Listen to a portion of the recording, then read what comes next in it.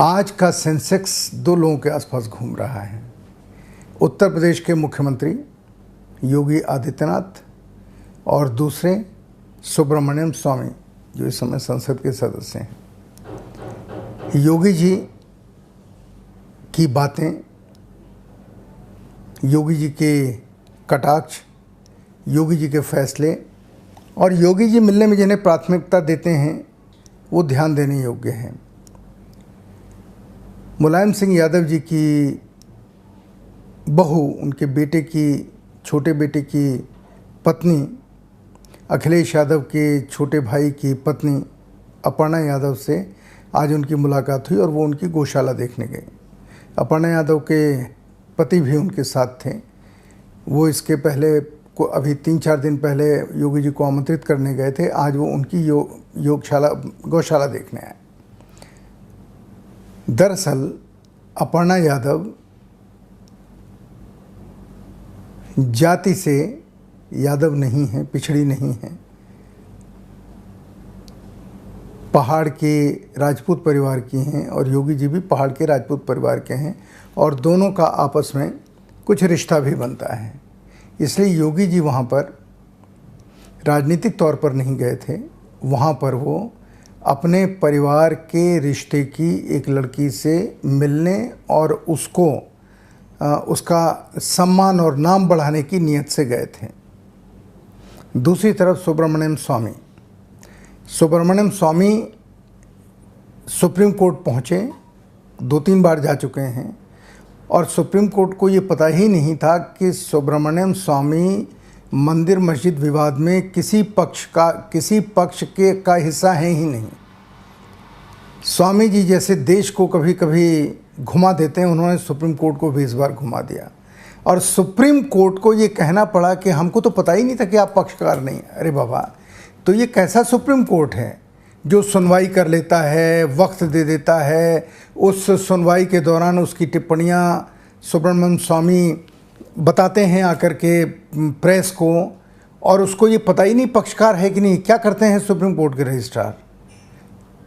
जब तक कोई आपत्ति न करे तब तक सुप्रीम कोर्ट अपनी तरफ से सत्यता की जांच नहीं कर सकता है कि जिस बड़े विषय को वो सुन रहा है उस विषय को सुनने के लिए कहने का अधिकार सामने वाले को है कि नहीं है। पर सुप्रीम कोर्ट कभी कभी जो कमाल के काम करता है उनमें एक कमाल का काम ये भी है, जो मासूमियत से कह देता है हमें नहीं पता था कि आप पक्षकार नहीं। फिर से योगी के पास कल योगी मीट व्यापारियों से मिले। योगी मीट व्यापारियों से नहीं मिले, योगी बीजेपी से जुड़े मीट व्यापारियों से मिले। उस प्रतिनिधिमंडल के नेता सिराज कुरैशी उन चंद मुस्लिम नेताओं में हैं जो भारतीय जनता पार्टी के साथ बहुत गहरे जुड़े हुए हैं। लाल कृष्ण आडवाणी जी के वो खास हैं और मेरी जानकारी के हिसाब से आडवाणी जी के यहाँ से योगी जी को ये संदेशा गया था कि मीट व्यापारियों का एक प्रतिनिधिमंडल आएगा जिसके नेता सिराज कुरैशी होंगे। वैसे सिराज कुरैशी जिस समाज से आते हैं उस समाज का एक हिस्सा, खासकर वो जिससे संबंध रखते हैं, वो मीट के व्यापार में काफ़ी बड़ा रोल प्ले करता है। अवैध कारखाने हों चाहे वैध कारखाने हों, उसके ऊपर सिराज कुरैशी के समाज का ही वर्चस्व है और वो पूरा समाज भारतीय जनता पार्टी के साथ है। योगी के फैसले से इस वर्ग को, जिसने भारतीय जनता पार्टी के लिए काम किया था, चंदे भी दिए थे, उस वर्ग को नुकसान हुआ और लगभग इस समय 1000 करोड़ से ज़्यादा की कंपनी के मालिक श्री सिराज कुरैशी हैं, जिसके एक आमदनी का एक पैसा इस मीट व्यापार से ही आया है, उत्तर प्रदेश के मीट व्यापार से।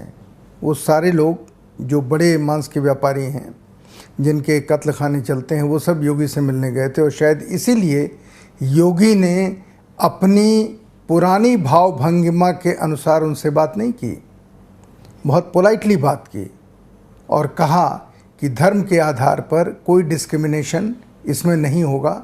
अवैध बूचड़खाने हम बंद करेंगे। अवैध बूचड़खानों का बंद होना सिराज कुरैशी और उनके साथ जो लोग गए थे उनके पक्ष में है, क्योंकि तब मांस की जो खपत होगी और इनके कारखानों की जो कैपेसिटी है, श्री सिराज कुरैशी और उनके साथी जो गए थे वो वैध बूचड़खानों के मालिक हैं, मैकेनाइज्ड बूचड़खाना है, उनकी कैपेसिटी बढ़ेगी, उनका व्यापार बढ़ेगा। अवैध बूचड़खाना गरीब कसाई चलाता है, पुलिस को पैसा देता है, मंत्री को पैसा देता है, उससे उसके घर की रोटी चलती है। लेकिन इन अमीर कसाईयों की जो प्रतिनिधिमंडल लेकर गए थे, इनकी रोजी रोटी नहीं चलती है, इनका उससे मल्टीनेशनल बनने का सपना पूरा होता है। और जितने लोग उस प्रतिनिधिमंडल के सदस्य थे वो सब बड़े कसाई थे, बूचड़खाने के व्यापार में की बड़ी मछलियां थे। उन्हें इस बूचड़खाना बंदी के आदेश से फ़ायदा हुआ है। तो दरअसल वो योगी आदित्यनाथ को बधाई देने गए थे कि आप इसको इस फैसले के ऊपर जमे रहिए ताकि हमारा व्यापार बढ़े। ये होती है राजनीति और ये होता है बाज़ार। अपने ही समाज के गरीब आदमी की रोजी रोटी छीनना और उसे अपने थाली के हिस्से में लाना, यही व्यापार है। और वो व्यापार जब राजनीति के साथ मिल जाता है तो भाषा भी बदल जाती है और चरित्र भी बदल जाता है। इसलिए कल योगी आदित्यनाथ जी, आप जिस प्रतिनिधिमंडल से मिले थे, आपको अच्छी तरह मालूम है कि वो भारतीय जनता पार्टी के नेता द्वारा के नेतृत्व में आया हुआ प्रतिनिधिमंडल है और उसमें सारे बड़े बूचड़खानों के मालिक शामिल हैं या स्लाटर हाउस के मालिक शामिल हैं। बूचड़खाना सही शब्द है क्योंकि आपने बूचड़खाना शब्द का इस्तेमाल किया।